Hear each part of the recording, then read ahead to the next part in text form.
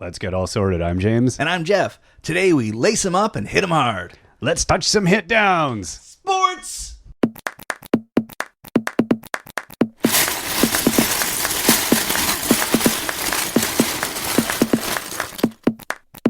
As always, if you want to check out links to everything we're talking about today, head over to breakingdads.com. Breakingdads.com. Breakingdads.com.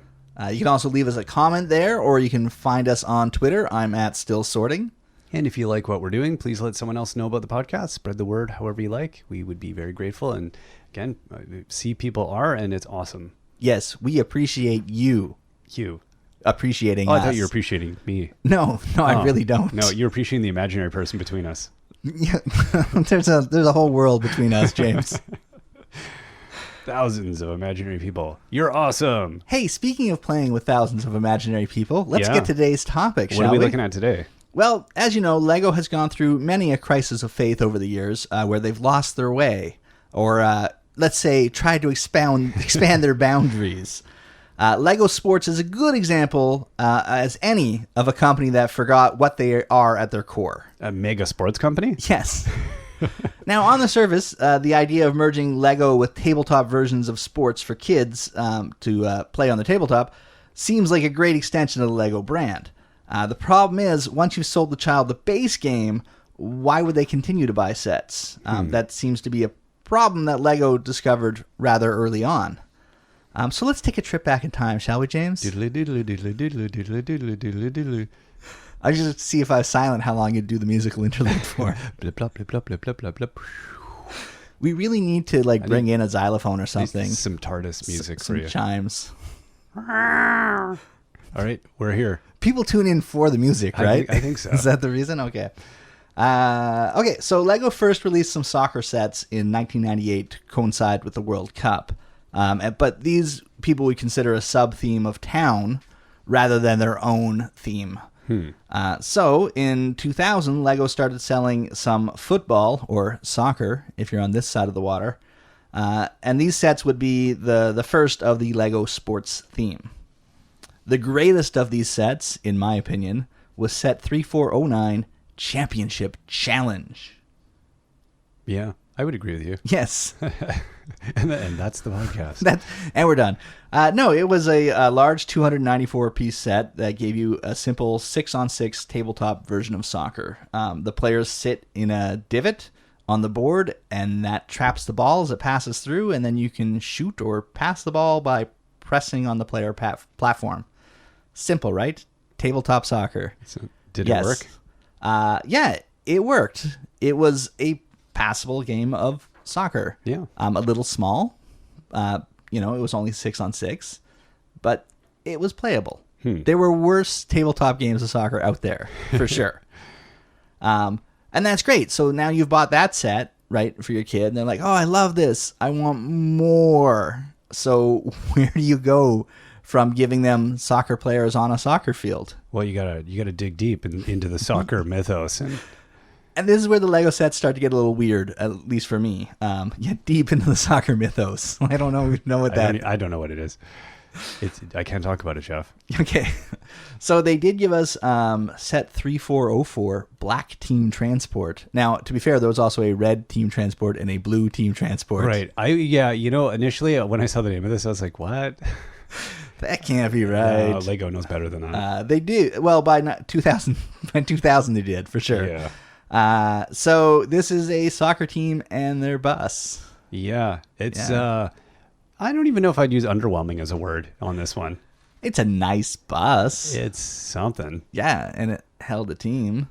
You got to ask yourself, what child didn't grow up dreaming of driving the team to their next match? Yeah, well, right? When you're not going to make it as a pro player, that's your next option, I guess. I know when I'm watching sports, I'm like, one day I will drive the athletes. I will bring them their liquids to refresh them during the game. There is no water boy set. I'm a little upset about that. There's no bench for the players. Really, they missed out. But they did give us set 3402. Ooh, a gem. Stand with lights. Man. Yeah. You can relive the excitement of turning on the lights. Chunk. You can make the sound and then just wait a while for them to warm up. And if you had like 3 or 4 of them, it could be like chunk, chunk, chunk, chunk. You know, like you turned on a bunch. You got to put a big halogen lamp over yourself so you feel the warmth, and it makes a lot of. What a bizarre. I can't. It was a designer sitting there going, okay, well, I've been tasked with coming up with some more sets for soccer. So what else does soccer have going on with it? I guess I could have the stand where the guys sell shirts. There's hot dog and beer. There could be some horrible skinheads fighting on the other end of the stadium. Really? What is You're going to go with hooligans. I'm going to go with hooligans. But they sold sets outside of the UK too. Oh, okay. Yeah. I don't know, man. Well, I can tell you're getting overexcited by these sets. Yeah, they're so good. Let's take it down a notch. All right. 3403 Fans Grandstand with scoreboard. What? Yeah. This is the set that says, sit here, please. Yeah. Yeah. That's pretty amazing. I don't know where to go with it. I guess the idea, if you've got a giant soccer stadium as your sort of flagship piece in the line, then you need things that would go around. And admittedly, I think if you bought a bunch of them, it would look really cool. Out of context, these would be just terrible. Can you imagine you got like, oh, thanks, Aunt Mildred. Set 3402, stand with lights. Okay. You know that there's some kid that's like, I want the soccer set for Christmas, Grandma. And they're like, no problem. And they go to the store and they find a soccer set. Yeah. Yeah. And there you go. You can keep score for the game in your mind. Yes. And the score was being kept on pieces of paper that you slid into the scoreboard. So. Good times. Man. Yeah. Yeah. The rest of the sets were basically mini game versions of the tabletop game with target shooting and goalkeeping practice, or they had sets to make the championship challenge set bigger, which is nice. So you can make it a realistic 11-on-11 soccer game. That makes sense. So that would be cool. All in all, Lego football or soccer would run until 2002.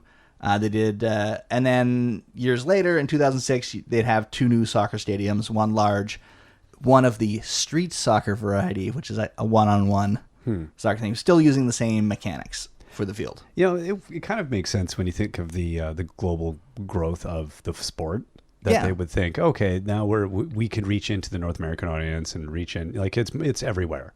It's a universal game, so you would think that there would have been success with it. I'd be curious to see how well it actually did. Yeah, I also wonder that. It did not hang around for too long. No, and given the limited number of accessory sets, it seems kind of a niche set. I don't know. And I think, again, like once you've got the stadium, then you add the pieces to it. Where do you go from there? Yeah. Right? Blimp. Isn't that more of a North American thing? That's true. Yeah. There's got to be stuff you could... No. I don't know. But you got to say soccer was the most successful of the Lego sports lines as we look at the rest. I will not disagree with you. Yes. No matter how well the Lego football sets did, it will be better than the rest of these. Oh, gosh. So let's move on. The first sets to actually have Lego sports branding on them.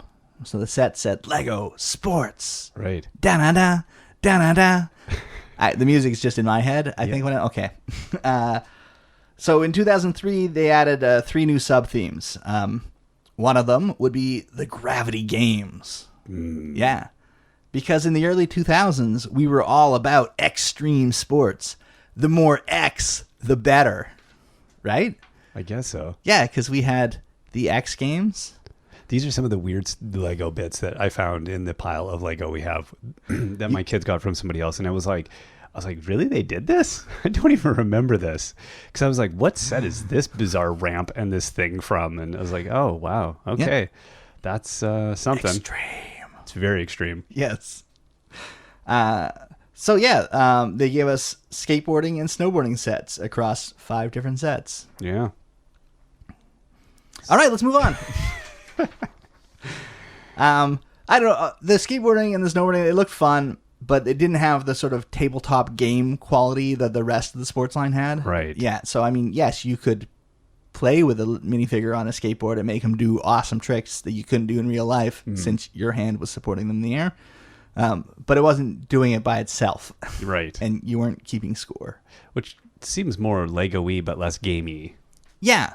So it fits more, I guess, with Lego Yeah. and less with Lego Sports. I like that, yeah.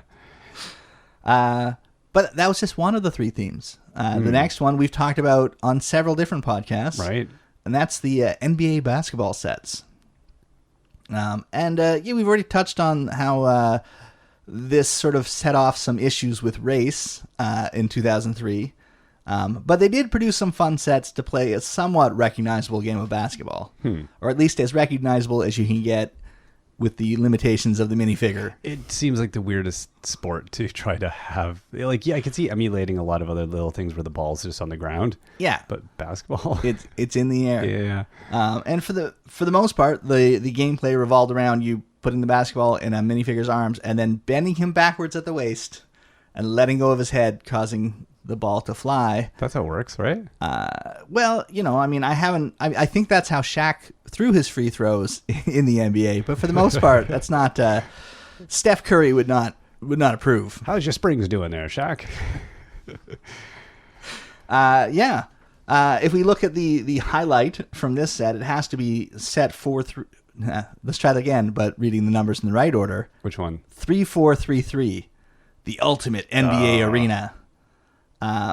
So this is 491 pieces. You build a basketball court, and you get to play 5-on-5 basketball, complete with slam dunks, shot blocks, and 3-pointers. Very exciting. That sounds like basketball to me. It sounds like they have words and numbers. Yes.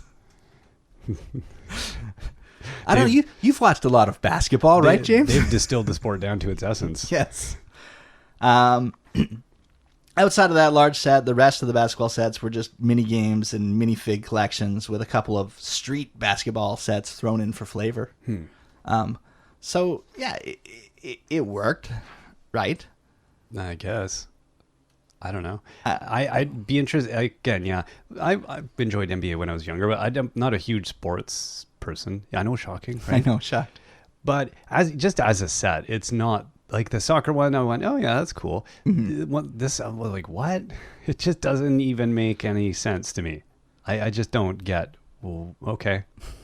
Anyway, was it the long arms and the springs in the leg that sort of took it away from you? Yeah, a little bit. Yeah, it's a little bit odd. It seems to have. I don't know. I guess they were tasked with designing something, and they just went, okay, well, here's what we can do with this. Which brings us to our next theme. Yeah. I think the sentence, hey, try to do something with this, here's our best, is definitely... You can hear the sound of a Lego designer smashing his head on the table, trying to knock himself unconscious at this point, because he's like, really? I did MBA for you. Yes. Great job on the MBA. We got another pro sports license for you. And this theme really should be the one that Canadians should have loved.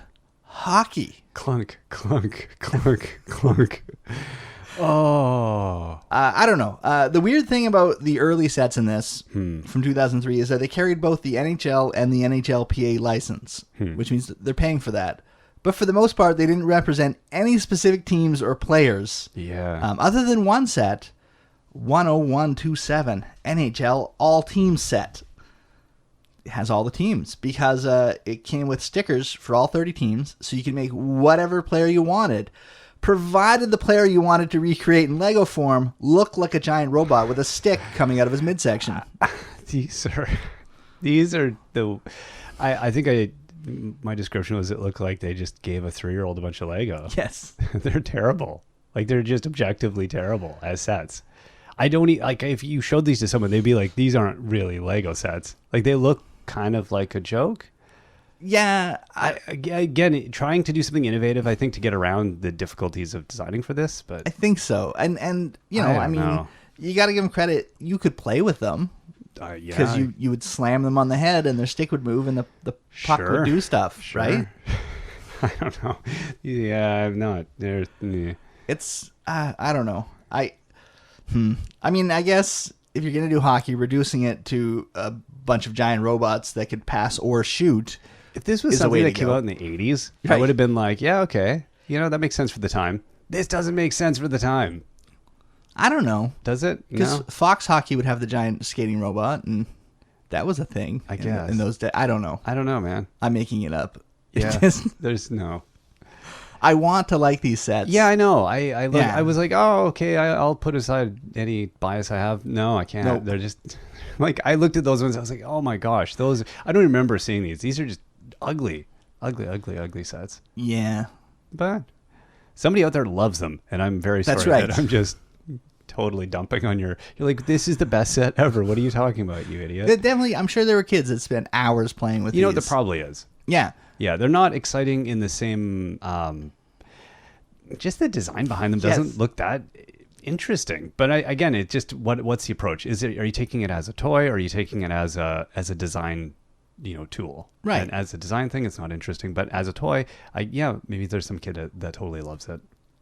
You don't see a lot of these pieces showing up in mocks, though. No. For adults, that's a for sure. Yeah. Now, Lego did try to make amends to the hockey community the following year when they released 3, 5, 7, 8 NHL Championship Challenge. The echo, I'm assuming, is in there. You'll do that in post, right? I think so, yeah. Okay. Giant echo. Note to self. Yeah, it's... This one at least gives you a playable game of table hockey, although with only 3 skaters and a goalie per team. But I guess you can just pretend that you're playing the All-Star game now. So that's a thing. And it had long rods. I think they're 38 studs long that bent all the time and wrecked the whole game. So very similar to actual table hockey. They were going for authenticity. Yes, there's always that one skater that doesn't quite work. What's the feel that people really are looking for? Yeah, it just isn't going to work quite right. All right. Perfect. But at least they tried. And I could see, again, that's another one that if I knew that existed when I was a kid, because I didn't see it anywhere, I would have been all over it. Yeah. Yeah. Because I like table hockey. I'm Canadian. You are, yes. Yeah. You're Canadian? What? I've been doing this podcast with a Canadian this whole time. So that would be the end of the Lego Sports sets, with one exception. 2004 also saw McDonald's and Lego team up to release some Lego Sports promo toys. See, I have to call them promo toys because they're not Lego. Let's not call them Lego. Yeah, like anything that McDonald's has done with Lego, they aren't real Lego, but rather they're a toy that shares some of the Lego aesthetic. In this case, the toy's bottom can attach to Lego studs, but since they're about 4 times the size of a minifigure, I don't know why you'd want to do that. Yeah. So this collection included 2 basketball players with weird scoop hands that shot a basketball if you scrunched down on their head. 2 hockey players with weird hockey bits that shot a puck if you scrunched down on his head. 2 soccer players, which it looks like their arms are a foot, which I feel like would help you in soccer because you wouldn't get handball penalties. So, they're in the right sport. Yeah. And they'd kick a ball if you smushed down on their head.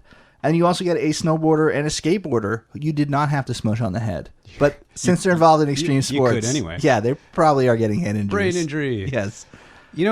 These are, I can see these.